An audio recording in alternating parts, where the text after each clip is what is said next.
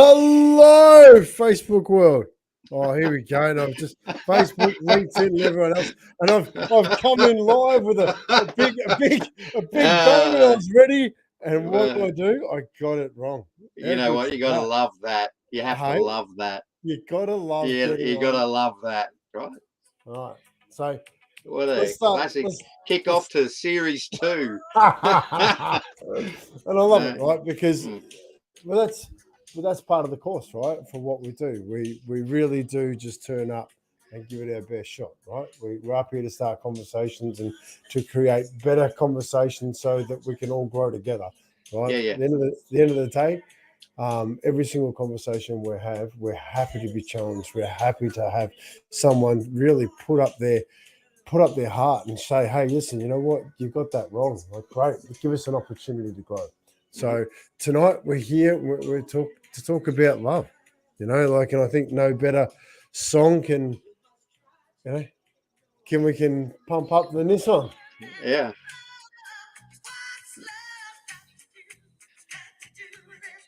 Everything. Hasn't it? What? What's love but a second-hand emotion? Huh? I love that line. What do you reckon that means, Darryl? I reckon it's a bit harsh.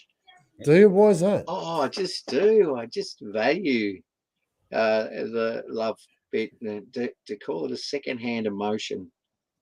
I mean, it's probably really accurate. I just think it's a bit harsh.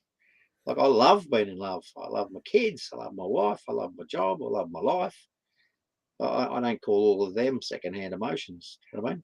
So, yeah, I think it's one. And, like, that's not just a song that was brought out yesterday, right? So we've had the luxury of having some opportunity to listen to it a few times. and it has always ruffled me, that one particular line. Why is that? Well, just for that. I think, having been in love and haven't had my heart broken, and then being in love again, thinking that you're not going to be in love again. Do you know what I mean? It's impossible to think that the second love of my life was actually just a secondhand emotion from the first one. Dive into that. That's interesting. Well, like there is that ideology about the fact that you first, what we're talking about, and we can't say it here, your first stays with you forever. Yeah. You know what I mean? It's that one, and not to get theological on you, but when you think about why we are here as a species, which is to reproduce, that there's almost something of that godly marking somewhere in your brain or your heart about the first time that we did what we're here to do, even though it may not have resulted in offspring. Does that make sense? Yeah, it does. Yeah. So I think if that's the case, the primal, then everything else is secondhand emotion. But it's not, right? Because we move on, we fall in love. That could happen anytime. And fortunately for those that it's a good experience, the new love is a new love, not the carryover from one that wasn't quite that love. Because if it was that love, you'd still be there. Do you know what I mean? So yeah, it's and look, and that's probably way too deep for what Tina had in mind when she scored that line. I don't know. So I love the idea of love as a second-hand emotion. Yeah. Because I really do. Because my interpretation of love. But before I jump into my interpretation, I want to share a couple of things that happened, which is the reason why I'm even having this conversation right now. Last night I had a beautiful conversation with someone that really, I met in an airport, right? And we've only ever spoken on the phone, but I love her with all my heart. And how I love her is by being there when we need to have a conversation, being there just to be there, and I have a very different sort of way to see love, and I think this one's really interesting, right?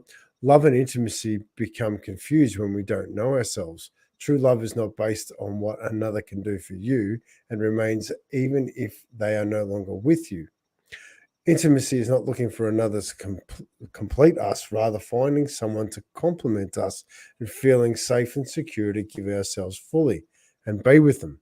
They are both about giving ourselves to another. And that really opened up some dialogue internally for me because I believe there's a significant difference between love and intimacy. I believe Hmm. that love is it's an action. I think it's a verb. I think other people feel the secondhand emotion from that action. They feel that. That's the feeling of love. When somebody has appreciated or gifted you an opportunity to feel that emotion of love. It's an action for me. Hmm. How do you feel about that? Um, oh, it's crazy, what came to mind was my wife loves a Sookie movie, right? She's a real tissue box girl. She loves it. She cries at ads if they're sad or they're that choky, happy ending. She doesn't matter if it's traumatic or it's joyful or whatever. She just loves having a sook. And when you're saying about the action and the intimacy, because we can be sitting on the couch together watching a movie, which is the intimacy. Not saying anything, not talking about anything. The love, the action comes at the end of that when she's now blubbering. There is movies that we watch that she will not comment on, and there's movies that we watch where she knows me that well that she says, "Are you crying?" Knowing that this is the sort of movie, this is the emotional content of that movie that will move me. And every time she asks, and of course I do the bloke thing, no, of course not. But she knows. I mean, every time she asks that question, I get to go, you really know me.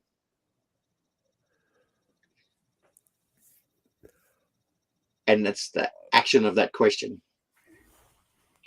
And I love this, right? I'm smiling heavily because this is exactly where I wanted to go. G'day, Brian. How are you? Good to see you here on a Tuesday night. We're back up and running on a Tuesday Yeah, night, yeah, so it's good to see you.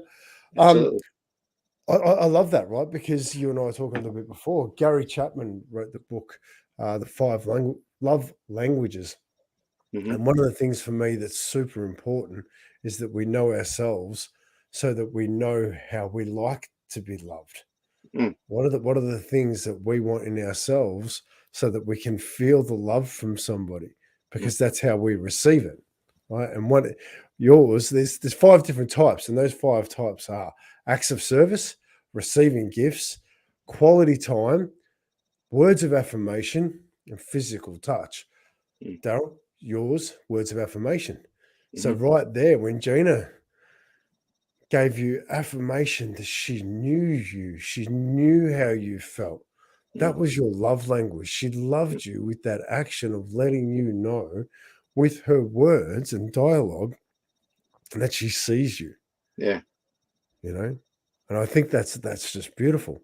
For me, on physical touch. Physical touch, that hand on the back, the hug that goes Mm. just that little bit further just to say I love you.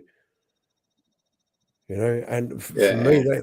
that can come from anybody I'm interacting with because Mm. I'm a true believer that there's a big difference between love, intimacy. I can love anybody. Mm.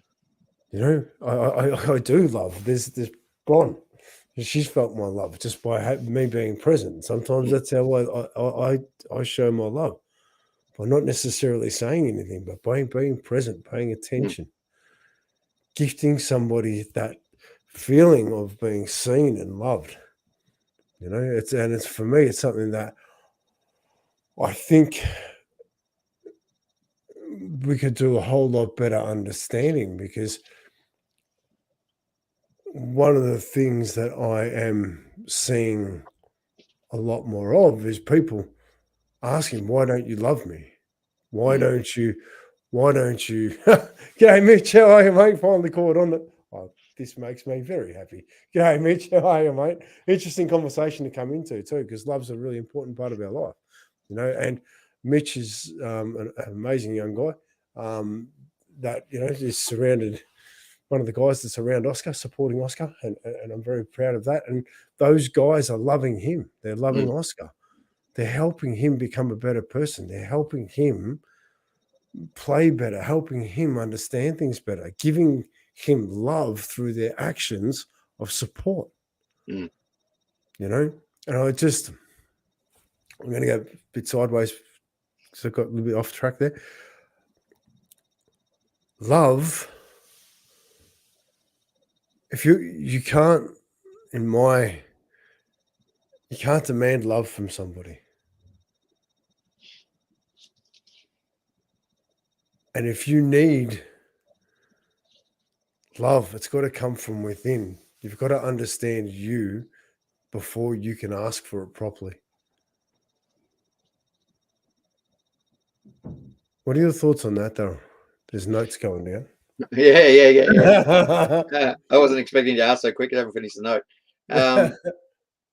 It's funny, because we look at things, and it's so easy to put values on. The value of a house, the value of a car, the value of our goods and services. But it's like, how do you put a value on love? Do you know what I mean? And to me, the only thing that we actually, as human beings, all of us equally, unequivocally, undeniably, all own outright, free, paid for, is our time. The only thing. Now, some people are incarcerated. That takes away their opportunity to utilize their time. Do you know what I mean? Some people are enslaved. The same thing. But at the end of the day, we all get it. So the only thing that I really have as a value is my time. Only thing. And that gift is what equals love. That gift, I'm giving you something that I will never get back because you're important, because I care. That's the thing to me that shows what love's all about.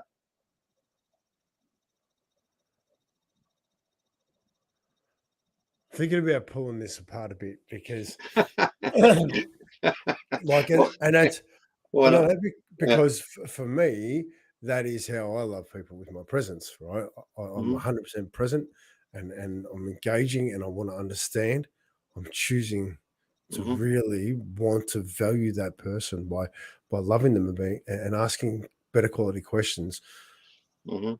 So let me jump in there, right? Yeah. That is why secondhand emotion irks me, Mm. because you can't give that time to that person without the conscious decision of, I'm going to give you the gift of my time because I care, without the presence that goes with it, without the compassion of actually making a commitment to, because there's lots of people that give you an hour of their time, right? Which is the secondhand emotion. I'll give you 50 minutes, or I'll give you 40 minutes because I'll get distracted, or I get bored, or I don't really care, and I'm just doing it to please somebody. But when you do it, when you actually say to somebody, I am here for you, whatever that time frame is, whether it's 10 minutes, 20 minutes, an hour, 2 hours, 4 hours, that's the gift. That's my love, that bit. So you can put a value on it. How I value my grandparents' relationship, not because I was in it every day, but I value the fact that they loved each other for 80 years. Do you know what I mean? Like, that cared about, that were present. So it's easy to put a value on it. Time, tenure is value. And the more time I spend with my wife, the more of the little things that I get to see, which make me love her more. That's her gift to me. So you're right. It's the presence, not the activity. It's the being there. So I'm gonna go out on a big limb right now, because this is something that is really important to me, because people so often say that but I love you. Mm. Why don't you understand? But I love you. Mm.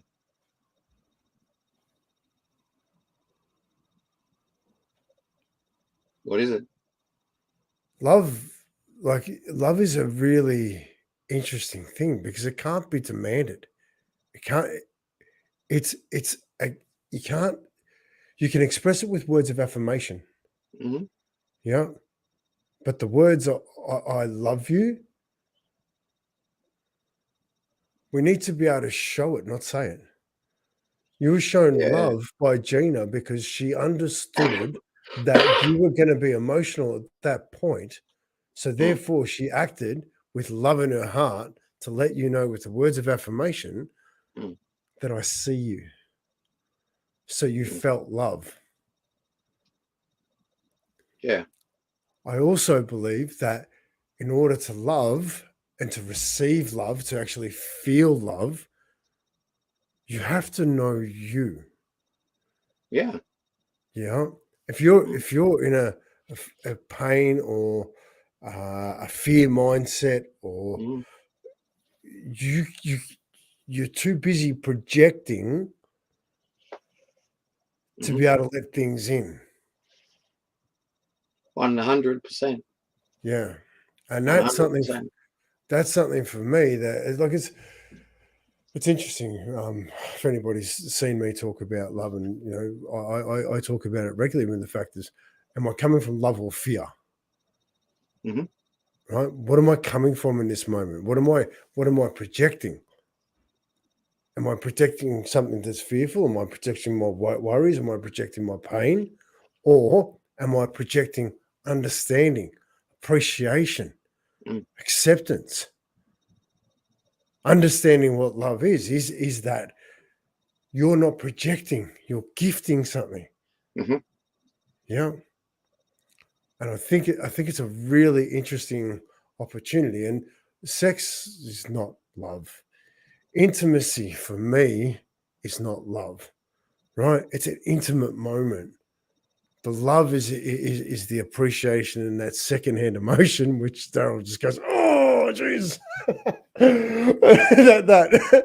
The secondhand emotion, right? Because it's what I've done I love you, Darryl, and I'll tell you that I love you, Mm-hmm. because you gift me your most valuable asset, and you stay present with me, and you challenge me with love in your heart, because you want better for me.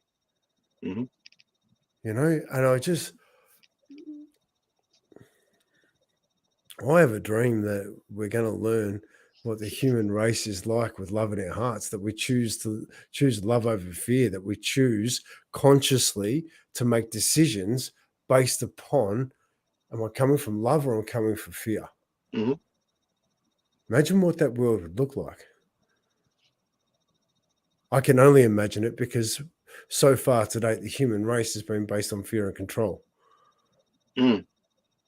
But in doing good, meeting other good doers, I think this opportunity of love is really starting to bubble away under the surface. Yeah. It's interesting. There's lots of stuff, and as you know, I'm pretty big on semantics, and Mhm. and it first starts as an intrigue, right? Then started as a skill that you need to do crosswords. Um, but nevertheless, I look at those words, and I'll tell you like a story. First, and not to do any plugging here, but I'll do a little plug. Actually, do a workshop that will help you if you want to discover who you are. It's called I Am. You can go to lightbulbology.com.au and check it out. So I think. don't brush. Actually, you're not going to brush over that, Uh, okay? Because uh, I'm actually going to grab that, right? because I did the workshop, and Yep. it has helped me become so much clearer on what I need in my life, what takes away from me and what gives to me. What gives to me allows me to love better because I'm not having the constant take away. My cup's full. Mm. When your cup's full, when you're full of love, then you can gift that out. So I'm not going to let you just brush that aside, because I think it's an important thing. Love is an investigation in self. Once you understand self, once you know how you need to be loved, how you've worked through your pain, worked through all your emotional opportunities, so that when you speak to people, you're not projecting that pain. You're projecting love and understanding because you're present. The I Am workshop really helps with that. So I want to give that the credence that it's worth, Darryl, Thanks, because man. you're just going Thanks. to brush over it, and I'm not going to have that. So, Oh well, it's well, not an advertising platform. I'll pay. I'll it's pay. not. No, but it's not, right? We No, don't sit here to advertise. We sit here to no, have conversations. yeah, But it's important to know the things. If you like what we talk about, if you like the way we operate, then perhaps you may want to do some of the things that we've done before to make us us.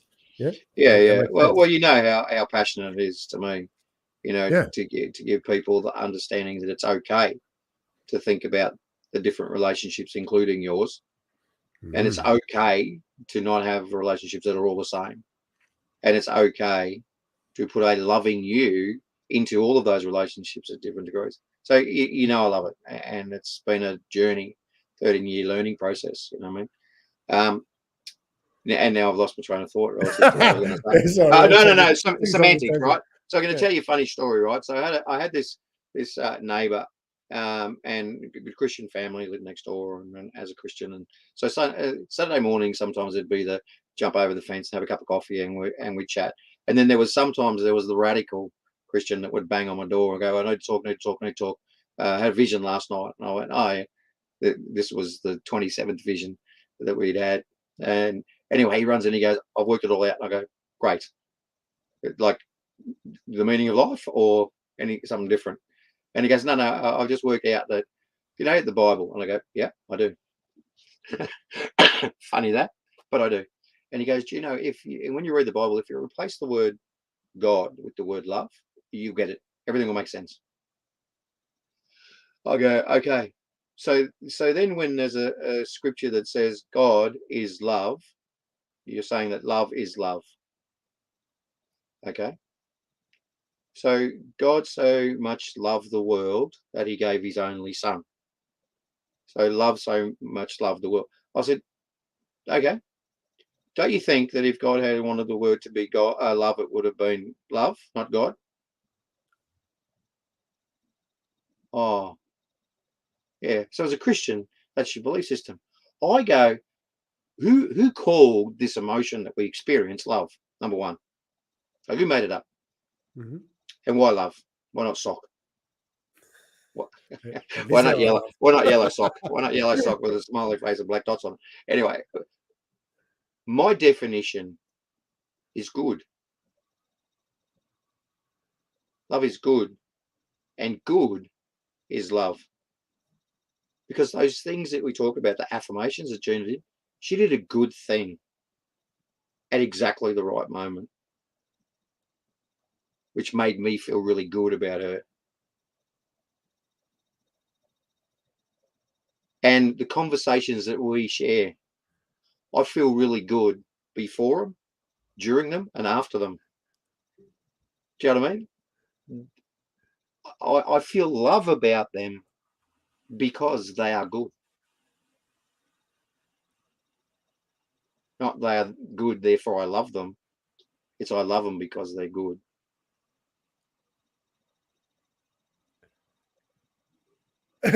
Sorry, and that's where it comes into the love as a second-hand emotion, right? Because Because it's that's not. Is good a second-hand emotion? no, but Is good a second-hand activity? In other words, if I give you my good right now for this that's the hour, first activity. That's the right? first. Yeah, but if I give you my good, Mm-hmm. I give you my love, my attention, can I be giving that same thing to somebody else at the same time?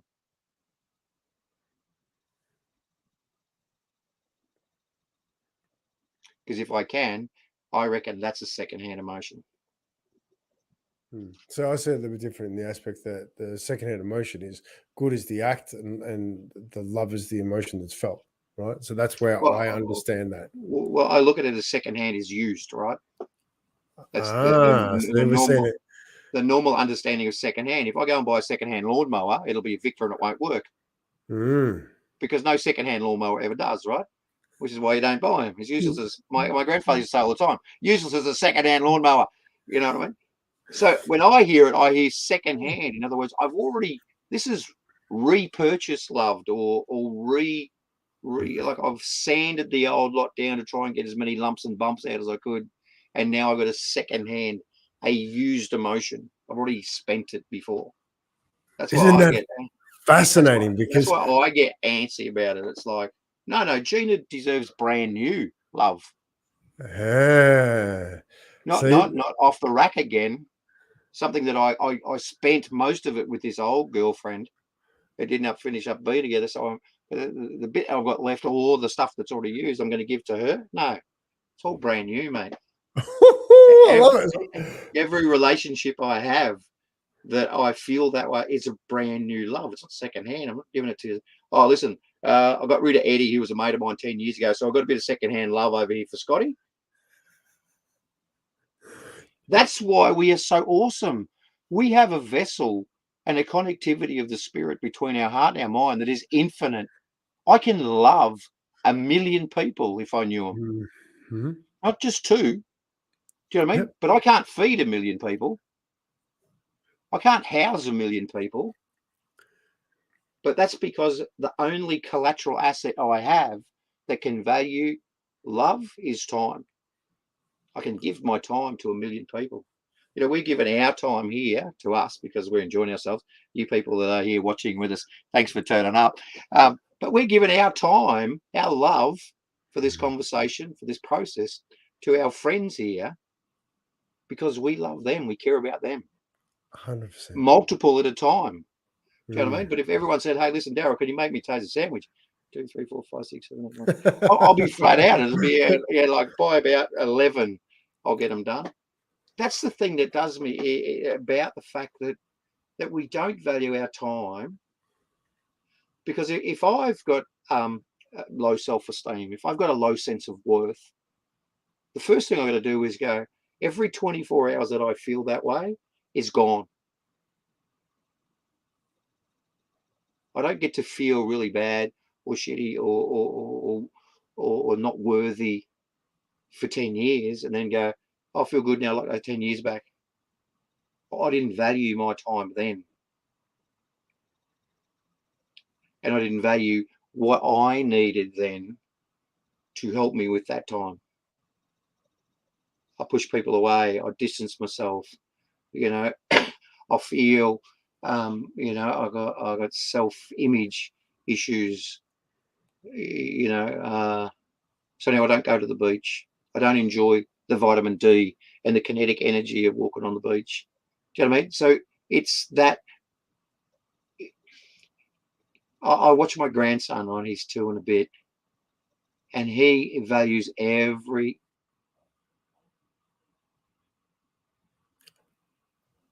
Then watch it change. Woof. No. You're taking away my time now. Like we just have this, we get fixated, Scotty, on all the stuff we've got to do with our time, which doesn't give us time to sit and reflect. Like, you know, you can fall in love with the bee again if you go and sit in the park and watch them in season and just really be present and watch what that bee does. That's good. That's really good because that bee is doing that for that flower and is making that honey and is keeping the whole ecosystem going. So I want to grab that because there's a comment that's coming that I really, really want to grab. Okay. Giddy up, Courtney. Definitely going deep tonight, mate. It's actually really important to me tonight because I think in the current climate with relationships are plenty. Defining love's a really important thing. So, Mm, but I do want to grab this, Julie. Thank you so much. You cannot love another until you fully love yourself first. mhm. And this is a real challenge because I think I think you can love somebody, but I don't think you can get the full version of love yourself. You can't feel the love yourself until you're comfortable within you because you doubt the response that you get. And that's where for me it's that projection of, but I love you, but I can't love you because you're in pain. You won't let me in to love you. You won't allow me to do the things that are loving, are the things that are going to gift more, because your projection and your self-worth is in the way.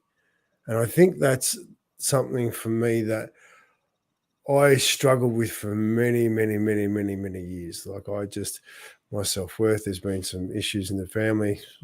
I've had lots of things happen in my life that I blew myself apart. I never processed anything, and I just I carried that pain, and then I gifted that to other people. That became my fear. I didn't want anyone seeing or understanding me, so I wouldn't let anybody love me.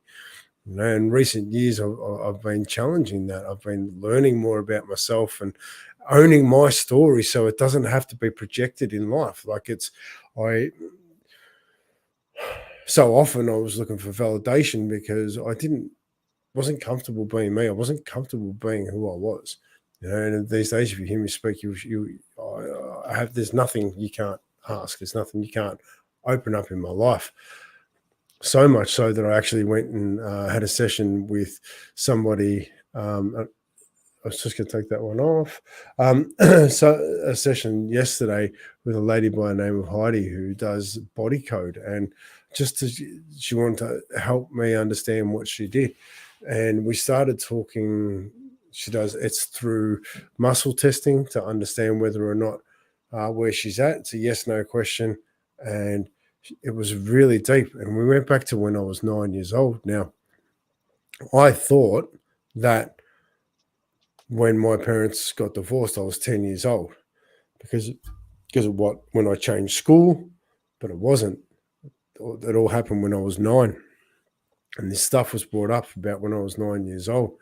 And I still carry a bit of emotional connection to that. And it's also that affects me going forward in the aspect that my love languages and things are affected by the connection to that story. Right? It's no different to me as secondhand to you as a mower. Secondhand to me was somebody gifted me that gave me the opportunity to have something. Someone loved me enough to give me that secondhand item so that I could be a part of the group. So a secondhand bike, so I could actually, get to school. That was for me. That was a gift of love.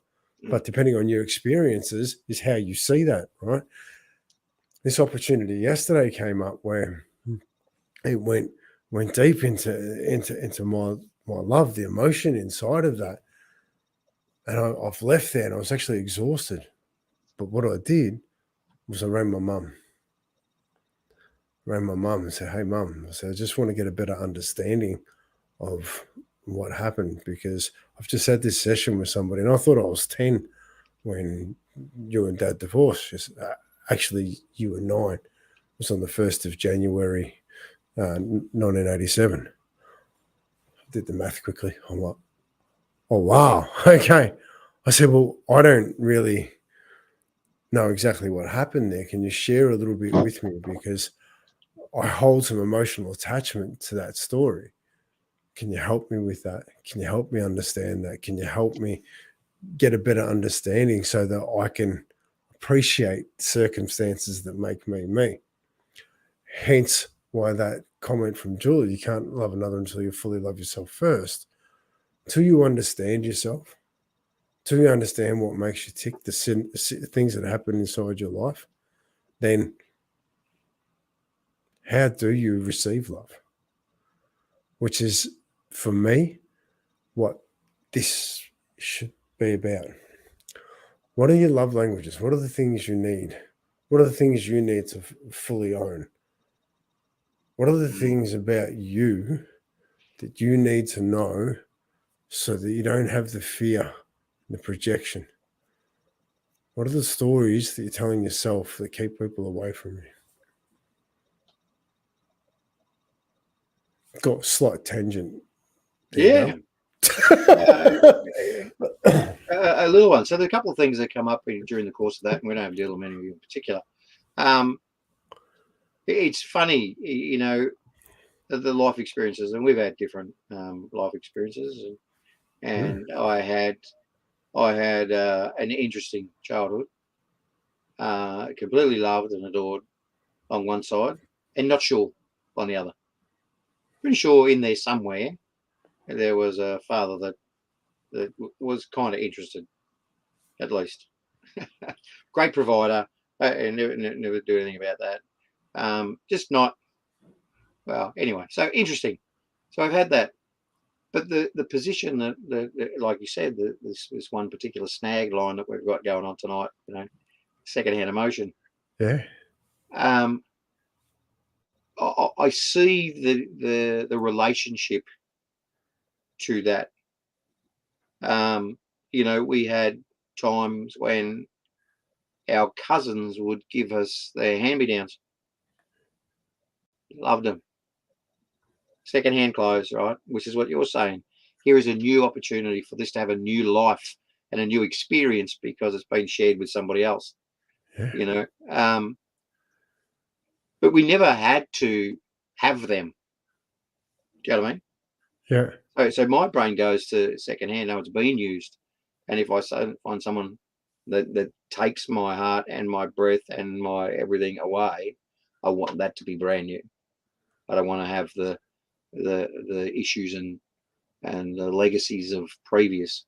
So it's really interesting because obviously up until tonight you think about your own dynamic, but that's one of the things that I focus on, as having gone through that. Not to redig the workshop, but it's that one. It's okay for a start, and we all hear that all the time, right? It's okay to acknowledge that you love yourself, and why not?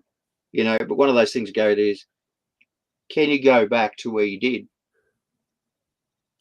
Like, if you've got an issue, then I go, I don't. And then can you actually identify that the issue that you don't is because of you or because of somebody else? And I think we find a lot that we go back and it's the impact or the effect or the of somebody else has done or been or an influence. Like at 14, I said to myself, I am going to be a better father than my dad. Do you know what I mean? So I go back and go, at that moment, I started feeling really happy about myself. So I think it's okay.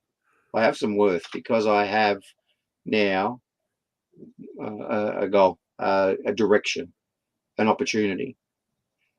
So it's interesting. But I put one of the other things you said was in that little stanza there about about that. It made me write down what's the opposite to love, because we talk a lot about how do I love, how do I receive love, and we need to know what like we talked about. Gina knows that about me. Do you know what I mean? Because of that shared experience. But and talking about Samantha again as well, is that I just find it interesting that no one really talks about in the love process. There's those things that we talk about, fear of failure, right? But there is in most of us a equal or greater fear of success, which we don't acknowledge, right? We don't talk about that. We don't talk about the fear of success. We talk about the fear of failure. And it's a good learning curve, and you appreciate and you grow and yada yada yada. Anyway, the fear of success is because what happens after that? Oof. So when I fall in love, what happens after that?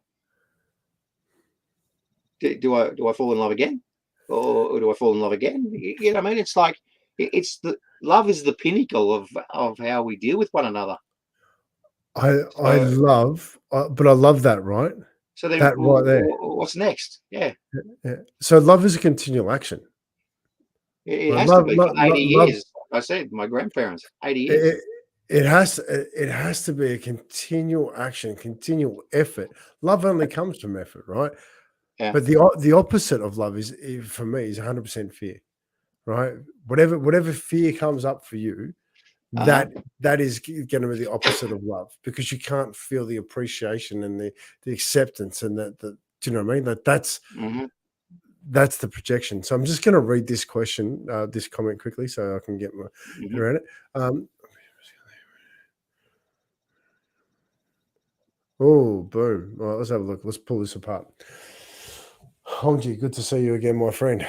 In my opinion, a person can love even when fucked up, wounded, or ignorant. Love is never perfect. More often than not, it is familiar, which makes a person feel it. Love may simply be a state of being.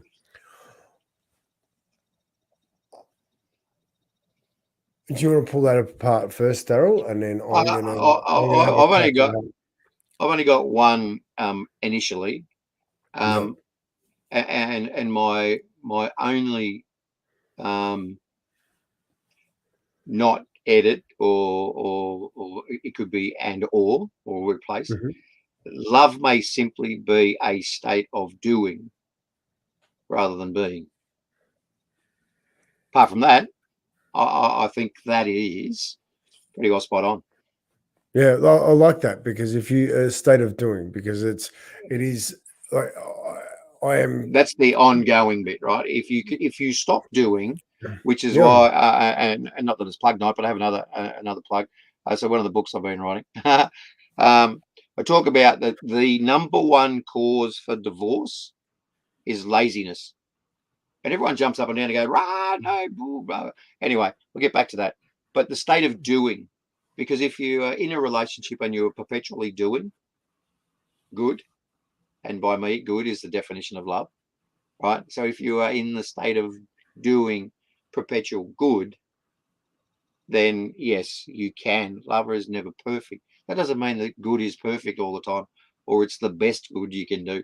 But if it's good, more often it is familiar. It is. It's about 30 years. It's about 80 years. It's about, and whether that's a business relationship, thanks Smithy for joining us tonight. Briefly it was good to see. Co-founder of the Firefly Initiative, popping in for anyone that wants to know. That's who Courtney Smith is. You have a great business relationship. It's the familiarity of that. It's again, I get back to love is time. Smithy and I have had a great relationship for 20 years almost.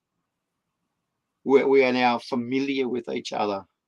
There's a brotherhood. There's a decision maker. There is that same thing that we share, Scotty. There is the opportunity to be honest and to be challenging. All those things. It builds that relationship. Now, is that relationship the same as one with my wife? No.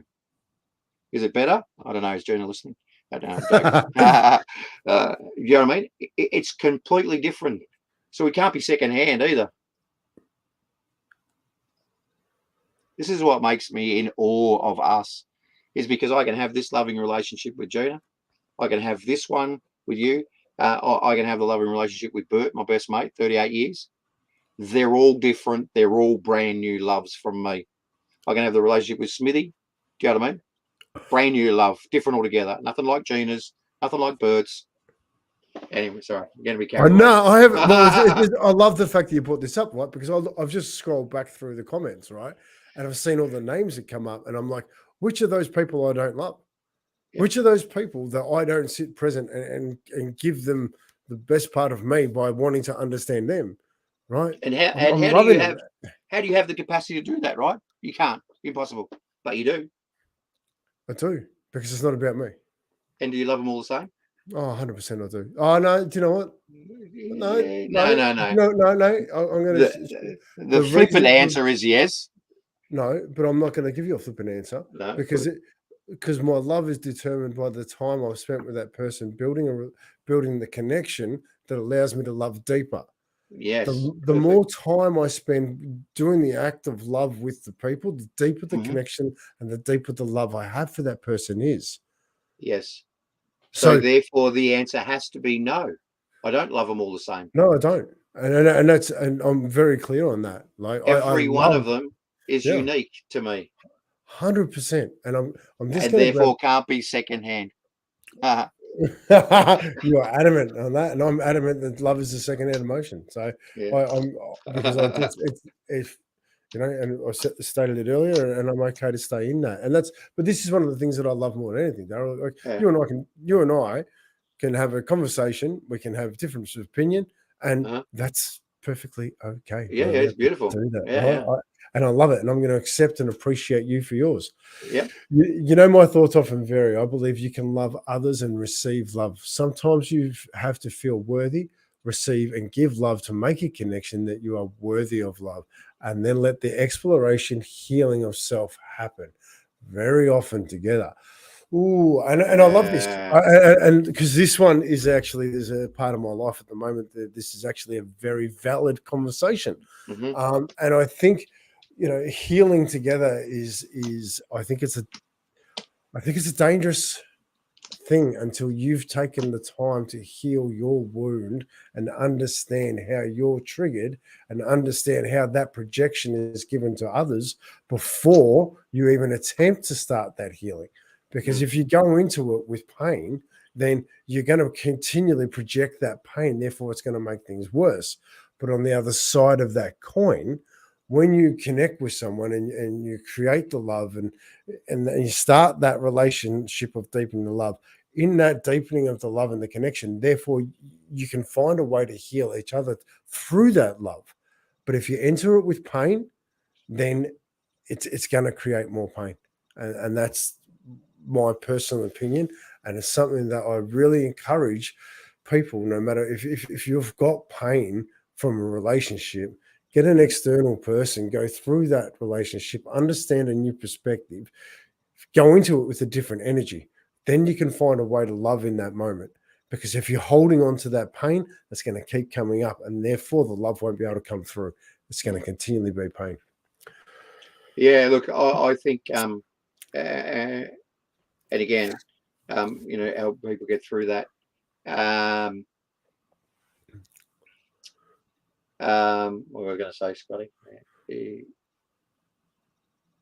Oh, in the relationship, you know, one of the things that we teach as well is understanding, because in relation to that comment about, you know, create the relationship and that will foster, I think. But one of the things too is determining at what level of my connection that relationship is, and number two, what part do I have in that relationship? First, if I am in need of the love from this relationship, then I've got to be in a position where I can receive that love, because it doesn't matter then how genuine you are. But if I'm the giver in this relationship because you're in need, then I need to be not a receiver, like you said earlier about that moment, the presence of being there, genuinely committed, heart to heart connection. I'm there for you, you know, because sometimes we both are entering a relationship with someone where we are needy and giver at the same time. Yeah. And then those are the ones that we foster perfectly because they're mutual and they're easy. You know, I keep reminding my kids who are, you know, they're all expressive, they're all really intelligent, they're all compassionate kids. I'm really proud of them. But I tell them that in those relationships, sometimes it's not always about the equity. Sometimes that person needs you more than you need them. And that's a good thing. So that's loving them, but you're not going to get it back. Do you know what I mean? But love is an act that you should be giving without wanting or needing response, right? Correct, So correct. that's that, and that's where I think I like just breaking that down. I struggle, and you know, but I love you. That is a statement of need, not gift. Yeah, and that's that is a real. I have a real struggle with that. You know, so. There's more dialogue around that, but I do want to get over to this one too, just to Sure. open this up. So thank you, Omji. I appreciate this. I state familiar because often we replicate the energetic dynamic of our parents prior to the age of us being 7. Perhaps in Dale's instance, he chose the familiarity of his mum instead of his dad. And that's a really interesting thing because, like, I keep hearing it, right? I keep hearing it that our our fathers, they didn't love us and they didn't spend the time and this is one of the things that I'm really really proud of men for. I'm really proud of men challenging life to the point where, do you know what? I'm asking better quality questions. I'm asking whether or not the impact of me not being around my kids has actually done more harm than good. Maybe it's understand the specific. Thank you, Omji. Which I'll just pop up. It's not gender specific, and I appreciate that. But I'm just looking at it from a point of view of what I'm seeing at the moment. There's a lot of men, like my dad wasn't there, and so they're starting to understand the value of presence and loving through the act of being there. Whereas our fathers in previous generations, a lot of the time their act of love was going to work to provide.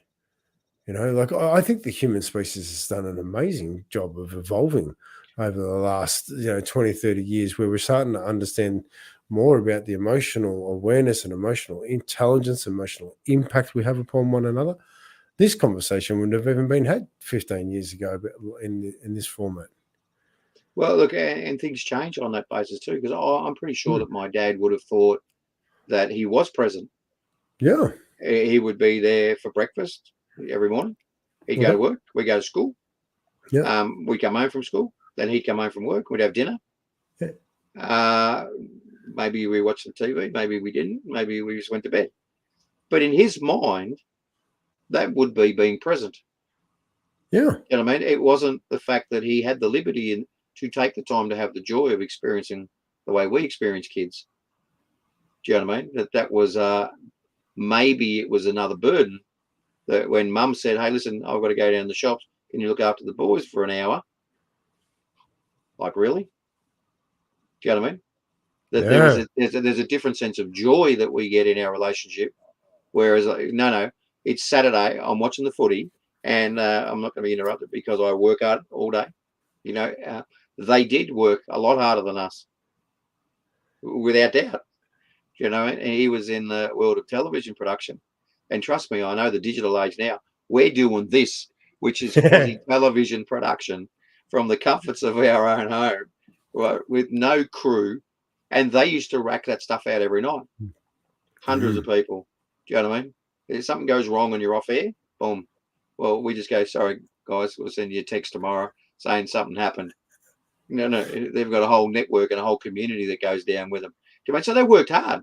So I'm Yeah. sure his mindset was, if he'd met a Scott Carson that had a motto of, I'm just an average bloke trying to be the best version of myself that I can be, then he may have gone, well, maybe is this just my role, or is there something else I can do? But he didn't have that education. Like I said, 30 years ago, 40 years ago, it was actually 50 years ago now. Do you know what I mean?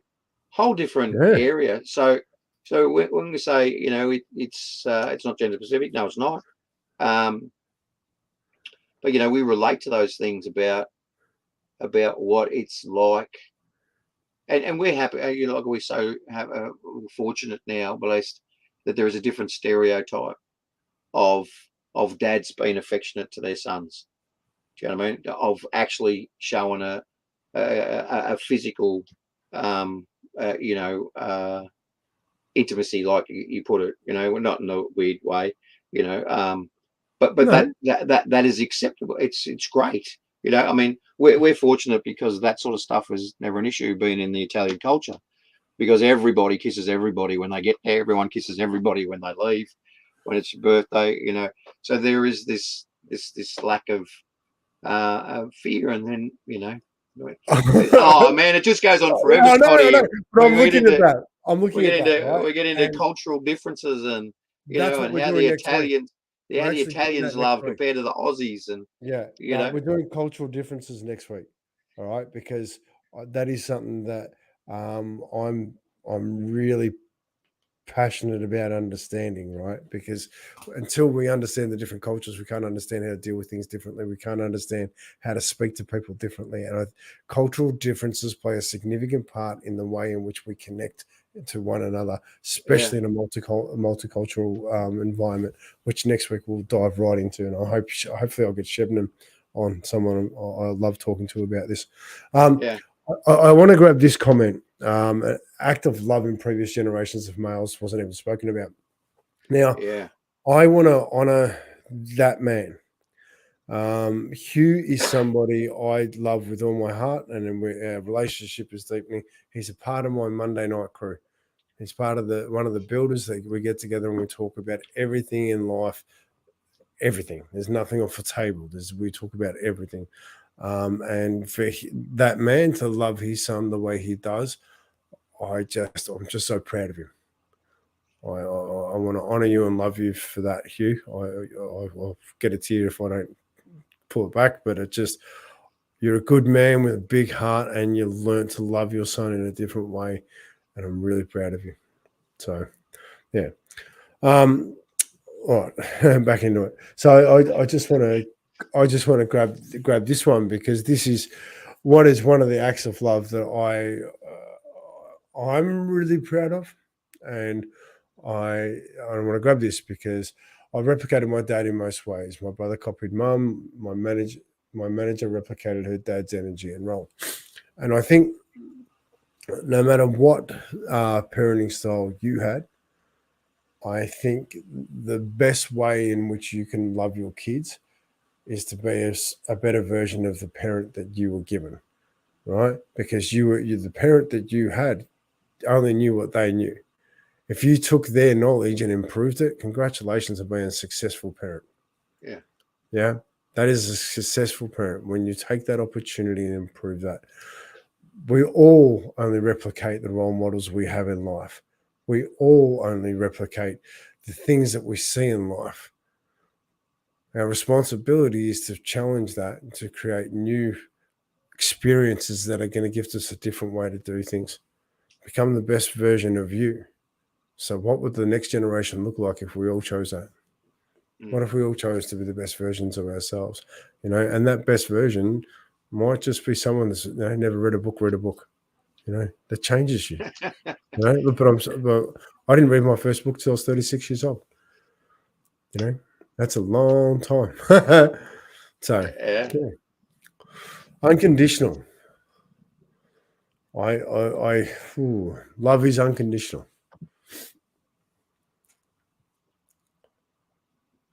True love is unconditional. Is it though?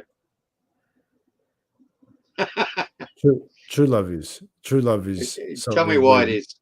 because you gift it without the wanting of response, right? Without needing it replicated back to you.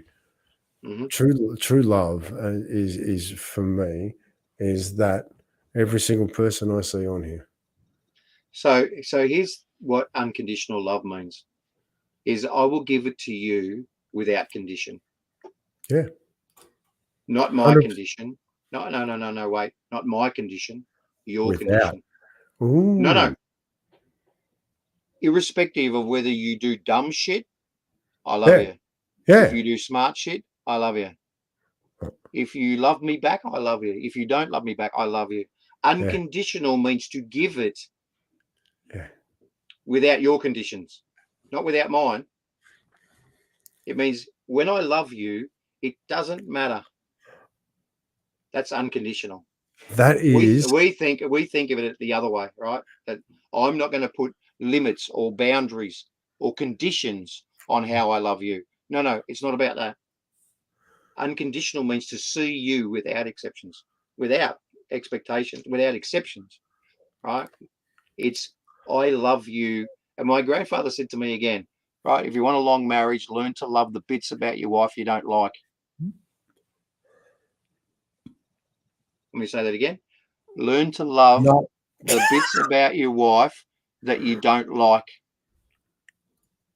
Love them as her uniqueness.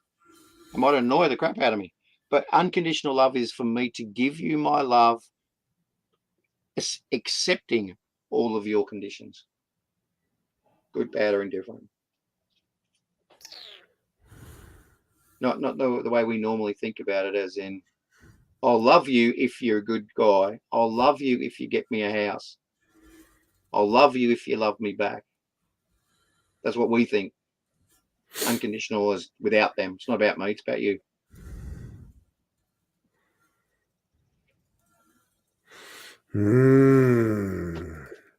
This is bringing up some stuff for me at the moment. Love is never about us, mate. Never. No, that's not it is. It's about what you give to others. Yeah. And it's 100%. Like it's Anyway, that's my little take, because it's really hard to love yourself if I don't accept all my conditions. It's not someone is giving me boundaries by which I can love myself. It's if I don't accept all of my conditions, I'm fat, I'm old, I'm going grey, I still love all of those conditions about me. Still love them all. It's not part of me that goes, because you get that, I wish I wasn't fat. So I'm down on myself, because no, I love them all. I am the responsibility of myself. All of the conditions I have, I gave to me or created. So I have to love them. I can still change it. If I don't like my grey goatee, which my wife does, I can get rid of it. But she does good things for me. So I sacrifice by having this beard thing. Anyway, like to Bob, Scotty. Yeah, and I'm just looking into it and seeing whether or not I'm going to open up more, because it's such a great conversation, right? Because it's so I just saw a comment, right? Because I know, right? Yeah. and I love my brother, however, I don't like that he does drugs, and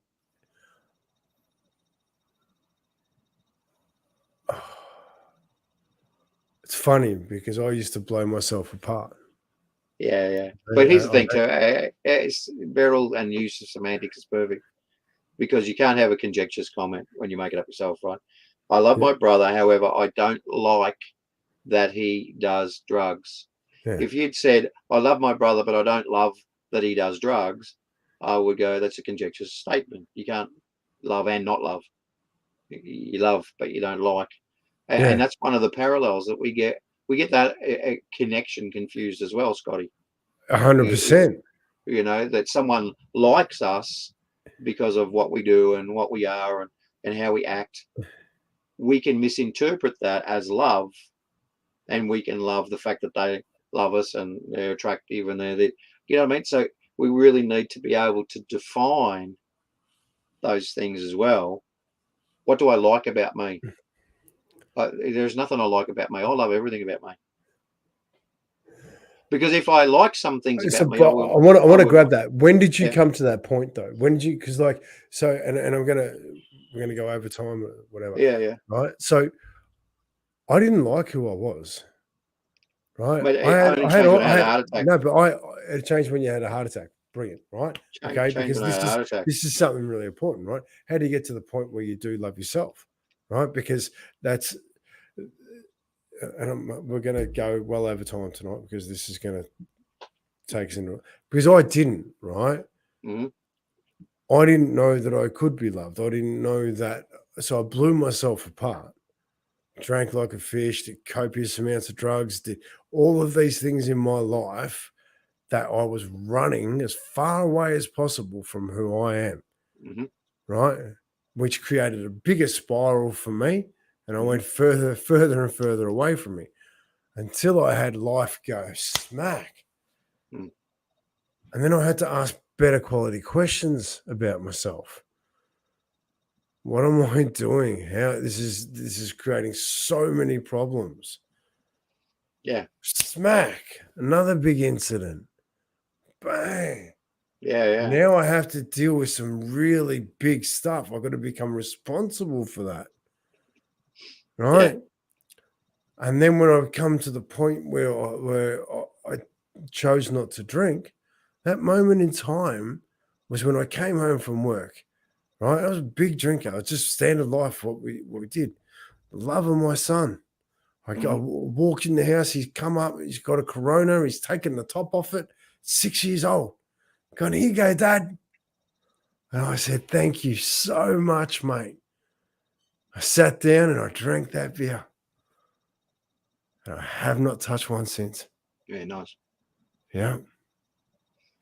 The act of love of he wanting to surprise and love me and show me his appreciation gave me an act of love to show him, show me how important that is. Show me how important I need to be for me to be the best version of me so I can love him as best I can. You know?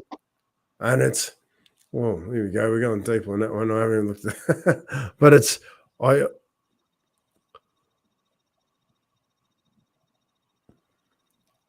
love who I am, Darryl. I've made plenty of mistakes and I got plenty more to come. You know, And what's bad about that? Nothing. There you go. Nothing. You know, like at the moment, Yeah. and I'm going to share something. How many people have you let down in life? Shitloads. Did you mean to?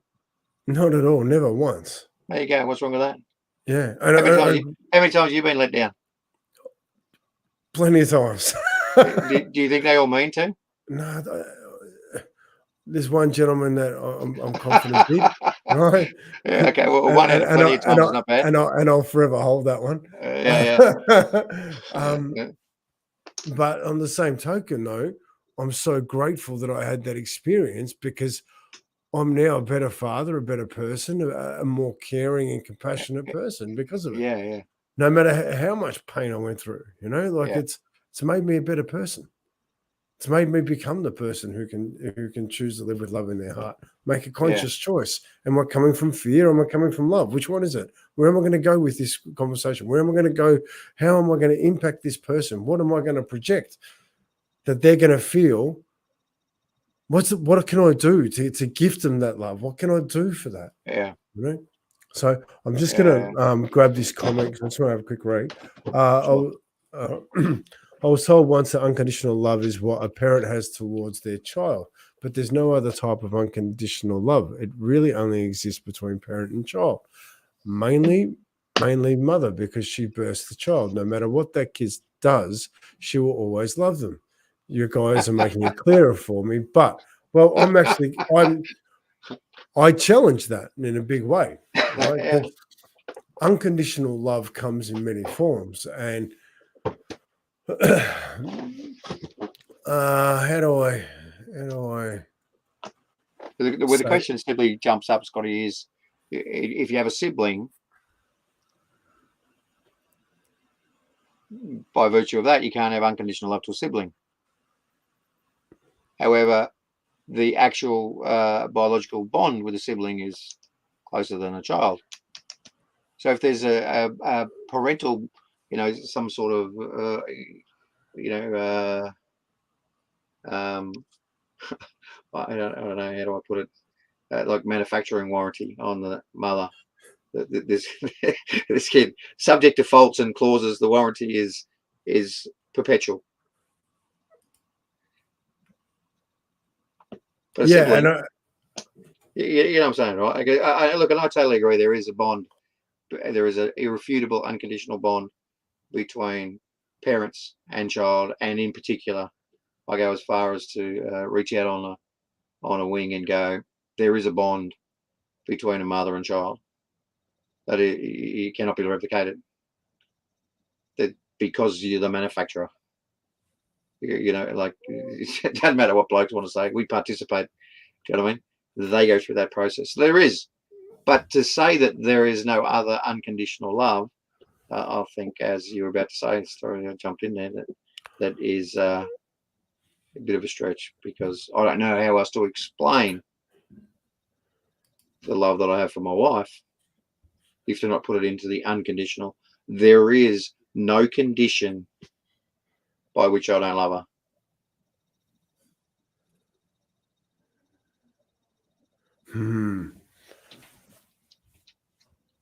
That doesn't mean, again, like some of the other comments, I think it was one of the Beryl said, you don't have to like everything. No, there's things that she does I don't like, definitely. But there's not anything that she does that makes me not love her.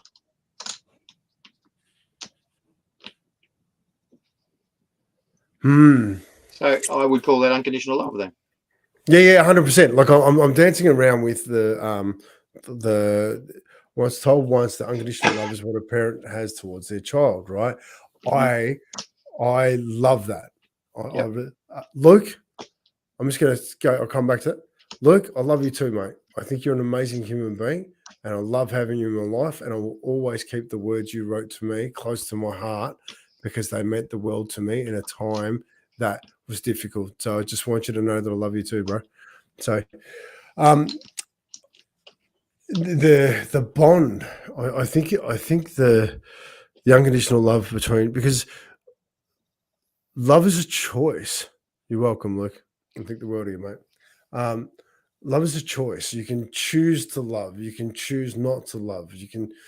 The consciousness that comes with love is something that it's about the awareness of it. It's the awareness of the impact that you have upon others. You might think that you're loving somebody, but if you're not whole inside and not projecting your fears, then you're not loving people. You have to choose to love. You have to choose to make that comment about you, Darryl, based upon the experiences that you've had. Mm-hmm. Yeah, there was a chosen choice to do that. Every opportunity we engage with someone, we have the choice whether or not we choose to deal with love or we choose to deal with fear. Mm-hmm. And I think unconditional love is a whole. Can I throw one out that got me into a whole heap of grief? Please. Open it up for the room. So here was the scenario, because we're having this conversation about unconditional love. Yeah. And now that we have my wife, our 3 kids, and grandkids, the conversation went along the lines of that someone would sacrifice something for different relationships. So I posed this question to my son: if you and Billy, our granddaughter, were hanging off a cliff, and I had time to save one of you, who do you think I would choose?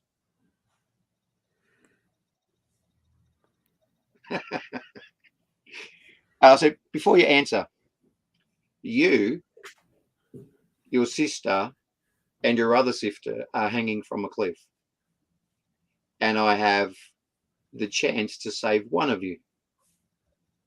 Who do you think I would choose?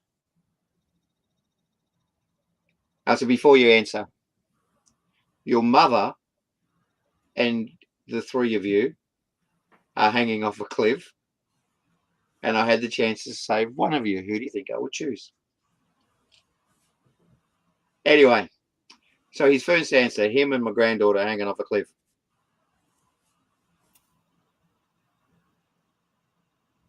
He's all good. He's all good. So my son and my granddaughter hanging off a cliff. And who would you choose? And he said, Billy, my granddaughter. I went, wrong. You. That's the unconditional bond between parent and child, not parent and grandchild. He goes, oh, what? I go, it wouldn't be a logical thought. It would be if I only had time. I said, now, you and your 2 sisters are hanging off a cliff. Who do I choose? And he goes, you choose me. I'm your son.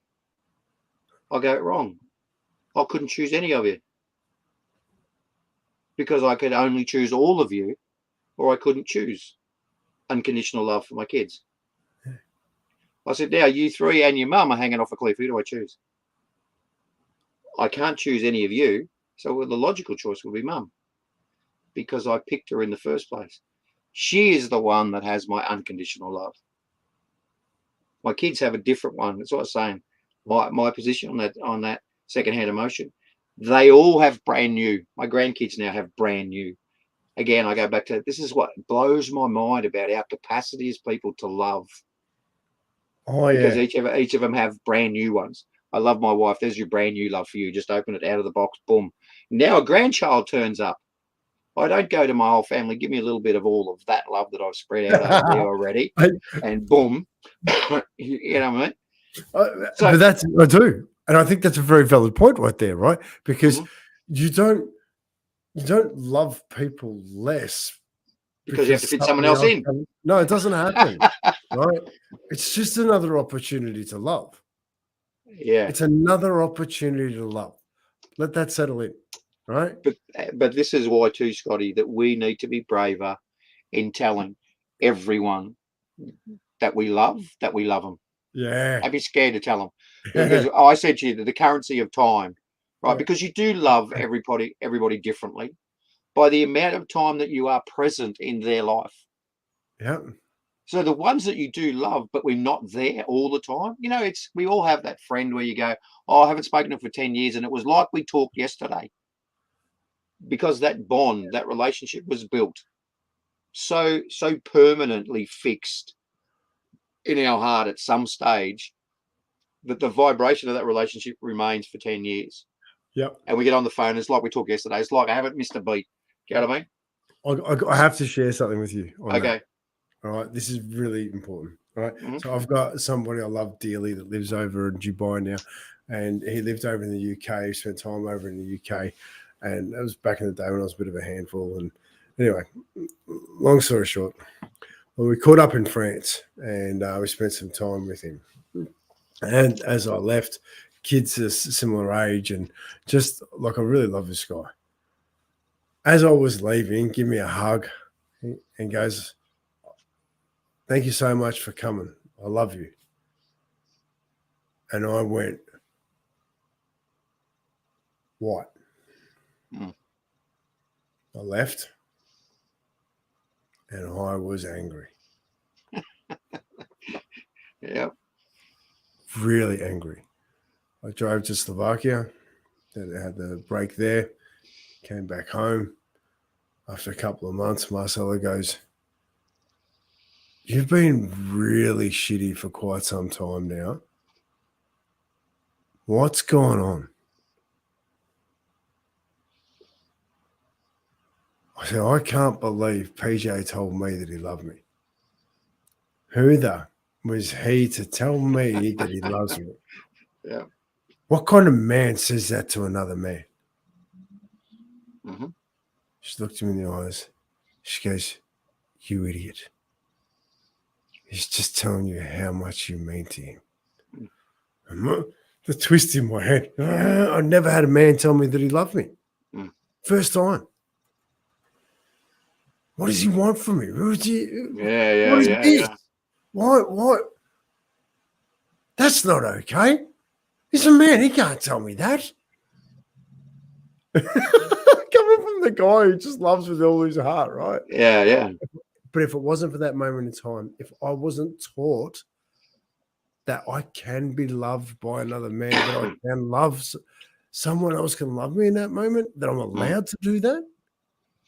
And I think that's why this very conversation is so important. We're allowed to love one another. We're allowed to accept. We're allowed to appreciate. We're allowed to spend time and be present in that moment. Mm. Choose how you do it. Choose what time you give. Yeah, yeah. Choose what the effort is that you're prepared to put into to get to that road. Yeah, yeah. How are you going to deepen that love? Oh, Darryl, my voice is just about cooked. But I have absolutely adored tonight's conversation. And if you've watched it, I know it's gone well over time. And but I really appreciate you being here. I really appreciate you taking the time to have a conversation about love. Yeah, loved it. You Loved, know? loved every 79, 80 minutes of it. Yeah. But Epic. and how good's this, Darryl? Right? We've sat in love. We've talked about love. My love for you deepens because of the time we've spent together in order to create better conversations and love one another. How Unconditionally, man. Unconditionally. unconditionally, And Yeah. there's even a moment there, you and I, we don't see things eye to eye, and that's okay because I love you. I appreciate you, and I accept you as you are, and I just love that. My grandfather said, learn to love the bits you don't like. Yeah. So Let's go. when I love the fact that I know I can have a conversation with you and there will be bits that I don't want to hear, but I love the fact that you're brave enough to bring the bits up, is more value of that time. It's more value in that. Because you can't actually argue with someone's opinion if you're not listening to it. Can you really? No, you can't. Yeah. So I have loved this Scott Carson journey. For all you people that get to see him more often than I do because they're in Melbourne, I am grateful that you're in his life and envious at the same time, because the world needs more of us. It needs more Julio Iglesias. Well, but it's. I think it's coming. I think the more conversation we have about this, the better it all is. So, just a quick shout out, Luke. Much love to you, brother. Get your rest, get your sleep. Go again tomorrow. Yeah, doing Yeah. good. Hey, yeah. Anyone, if you want to, just to throw the last tag in just before we leave, Scotty.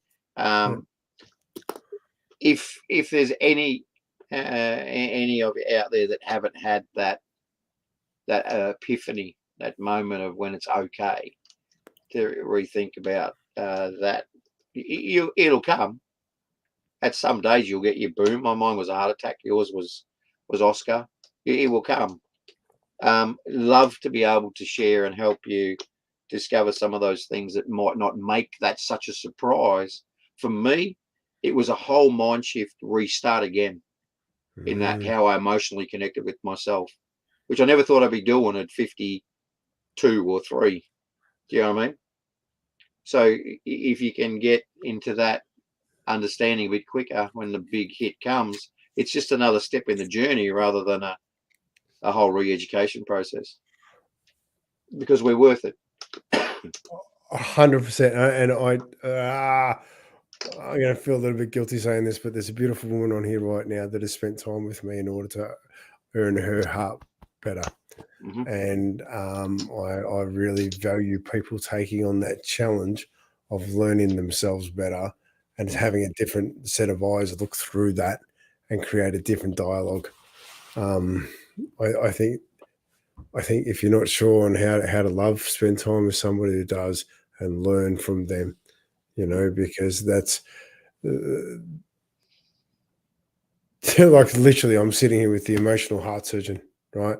And I'm sitting here with that tagline after Omji gave that to me. He's like, you need to use this.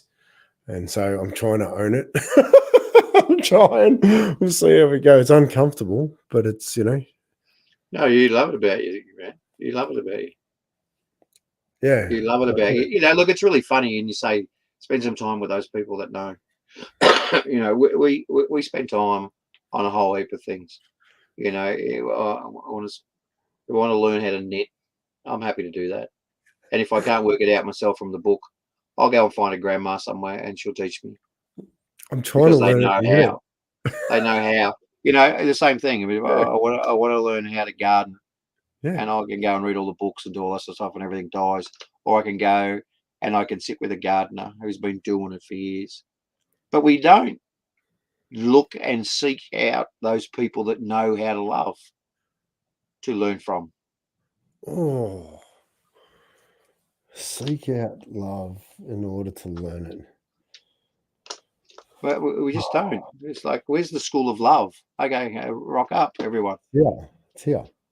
It's here. Oh, And like I said, I'm a simple bloke, and to me, it's the good that people do is the love that they have. It's really I try not to complicate my life. It's the good that Gina does is the love that she has. It's the good that my kids do. It's the good that my grandkids do. It's the good that you do. It's that perpetual and ongoing action of being, of doing, not being. You know what I mean? Doing good is different to being good. I just have so much to say that I'm just going to be quiet. You're just going to be quiet. Because listen, on that note, I just thank you to everybody who has been here tonight. Thank you to everybody who put up a comment. Thank you to everybody who engages with what we do. It's some pretty cool stuff that I'm growing through, and I'm sure you are too. I just like the fact that we're doing it together. I like the fact that we're turning up to have a crack at being the best versions of ourselves, because we're all worth it. Yeah, all close to that.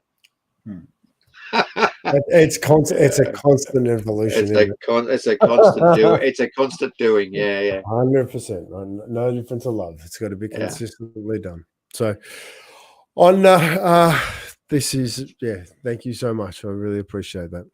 All right, Darryl. Thank you. I've got to find a button. Do that, man. We'll be back next week. I really, really, really am looking next forward. Week. Yeah, cultural love. Cultural differences. The culture of love. Well, I actually want to really attack cultural differences, and I think this is going to be a heavy conversation, because I won't hold back on a couple of things that I don't like. So I may offend, and if I trigger you, please let me know, because I'll be happy to open it up. So on that note, thanks, Darryl. Thanks, man. Thank you to everybody. Love you too, man. Have an amazing night. But now, where is that button? Hang on a sec. They moved it. Whereabouts? Keep pointing. There. Okay.